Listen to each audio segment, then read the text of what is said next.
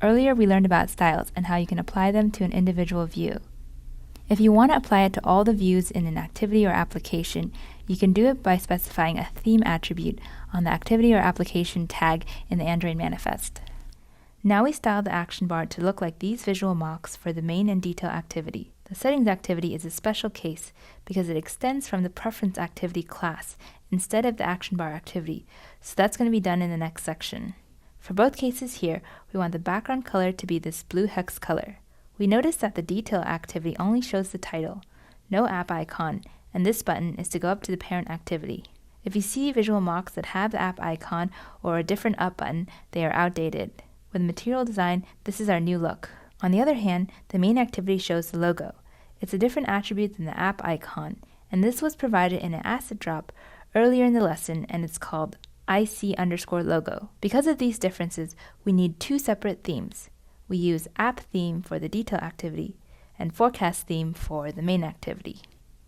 In Material Design, you can choose several app colors and specify them in your theme to colorize certain UI components that are controlled by the framework. For example, the framework will use color primary as the background of your action bar or your toolbar.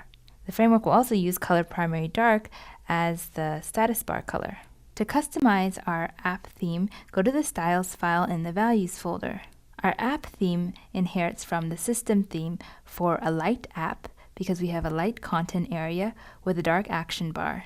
We specify color primary to be this sunshine blue color, and this will be displayed in the action bar, also known as app bar, and then we set the color primary dark to be this darker color.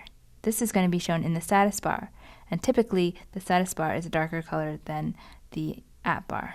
Both of these colors are defined in the colors.xml file, as seen here. Then for the main activity, we create a forecast theme. We inherit from the app theme in case there's more attributes that we want to add here, and then we'll inherit them for free. However, we do override the action bar style. This is so that we can set the logo to point to this drawable file and also change the display options so that the logo does appear. For more information on the action bar display options, you can see the list here.